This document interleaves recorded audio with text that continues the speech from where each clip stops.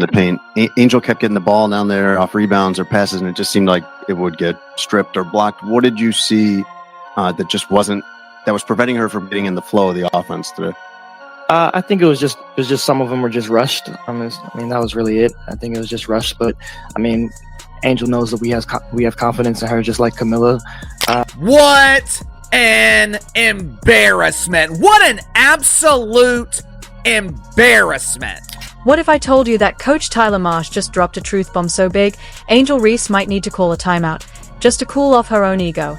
That's right, the whole stat padding narrative just got hit with a reality check, and it's not looking good. Here's the deal, Angel had a golden chance. Stay quiet, play smart, and maybe ease into the WNBA spotlight like so many others. But instead, she chose to hype herself up and draw comparisons to players who actually back it up on the court. Because let's be honest, chasing rebounds like they are on clearance at a hustle sale isn't the same as dominating the game. Buckle up, because this halftime locker room roast, it's about to get spicy.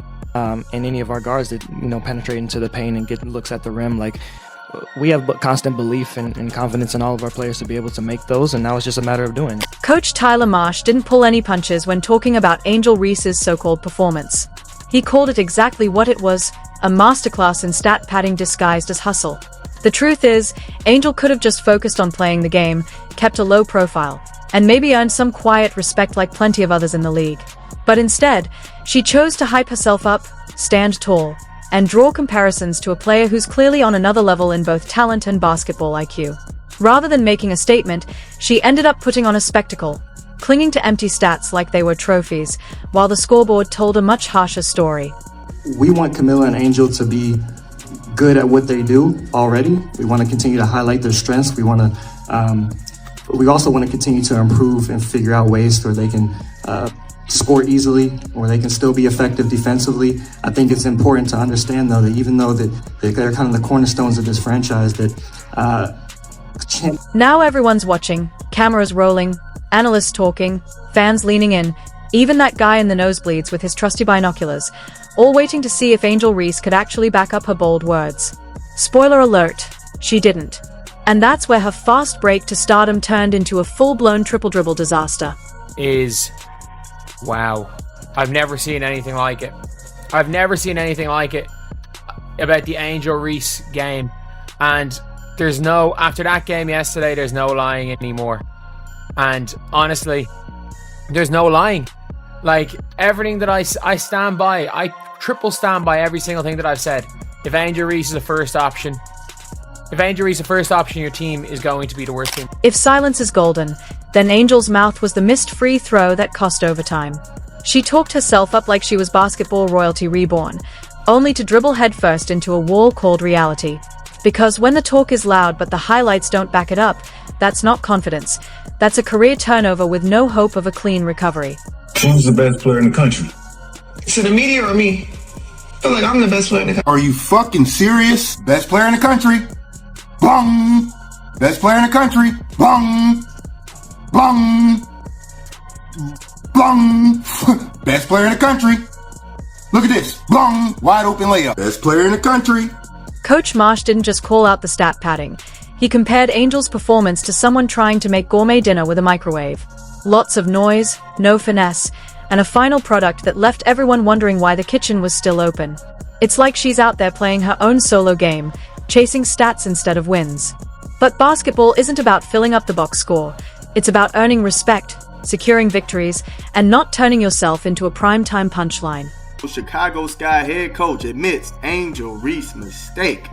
So, let's see what they done said, man. The Chicago Sky broke a WNBA record for having the worst. Meanwhile, Caitlin Clark, the very player Angel Reese tried so hard to measure up to, is out here playing chess while Angel's still learning the rules of checkers. Clark's vision, skill, and court IQ make her a walking highlight reel, while Angel's clips look more like a blooper reel of missed layups and selfish plays. Here's the real story. Angel's own words put a spotlight on her that she wasn't ready to stand under. Instead of rising to the challenge, she tripped over her ego. If she'd stayed quiet, maybe she'd just blend into the WNBA roster. Another name, another jersey. But all that bragging painted a target on her back. Now, every mistake gets magnified. Every missed shot becomes a headline. Every bad play turns into a viral meme.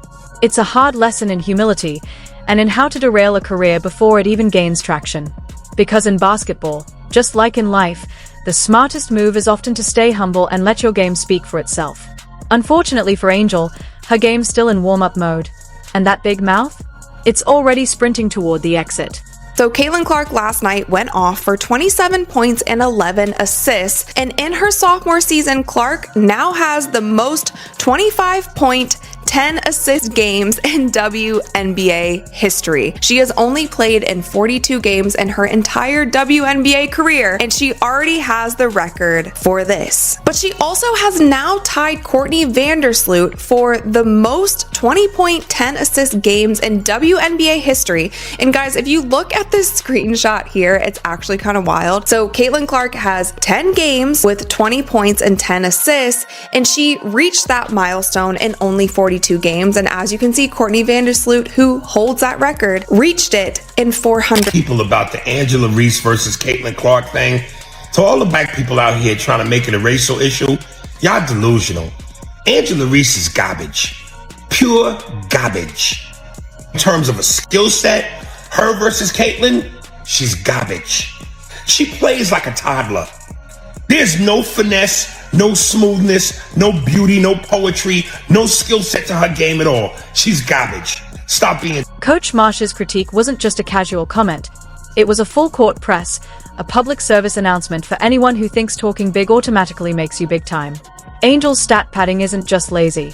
It's become a running joke, one even the benchwarmers are in on. And for a player who once hinted she'd walk if she didn't get paid, well, let's just say the WNBA might save a lot by paying her to stay quiet. Now, let's dive deeper into this storm, all sparked by Coach Tyler Marsh's no-nonsense breakdown. Because if you thought the drama ended with missed shots and over-the-top ego trips, think again. This is just the tip of an iceberg that's quickly turning into a masterclass in what not to do on a basketball court. First, let's break down the term stat padding. For anyone unfamiliar, it's when a player chases points, rebounds, or assists, not to help their team win, but just to make their own numbers look good. It's like someone at a party bragging about all the free samples they grabbed instead of actually contributing to the conversation. And Angel? She's become that person, more focused on the numbers than on the wins that actually matter.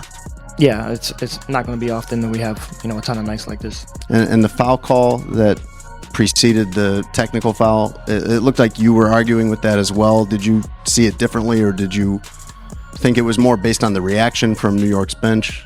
I think I just fight for my players, and I just leave it at that. Remember when Angel Reese threatened to walk away if she didn't get the paycheck she thought she deserved? Bold move, sure. But here's the kicker. While she was hyping up her own value, her on-court performance wasn't exactly selling the pitch. It was like trying to convince people to buy beachfront property in the middle of the desert. All talk, no ocean in sight. The hype didn't match the reality, and that's why her fast break to stardom sputtered before it ever got going. Here's the thing, most players who want to be stars know the golden rule. Let your game do the talking. But Angel flipped the script. She let her mouth write checks her game just couldn't cash. And every selfish play, every missed layup, every box score bloated with empty stats, all of it became ammo for critics, analysts, and even casual fans who suddenly turned into armchair experts overnight. There's almost something poetic about it. Her refusal to pass to open teammates wasn't just bad basketball. It was a reflection of her whole mindset: selfish, short-sighted, and ultimately self-defeating. Basketball isn't a one-woman show, no matter what her highlight reel dreams might suggest. When you hold onto the ball like it's a secret, the whole team pays the price.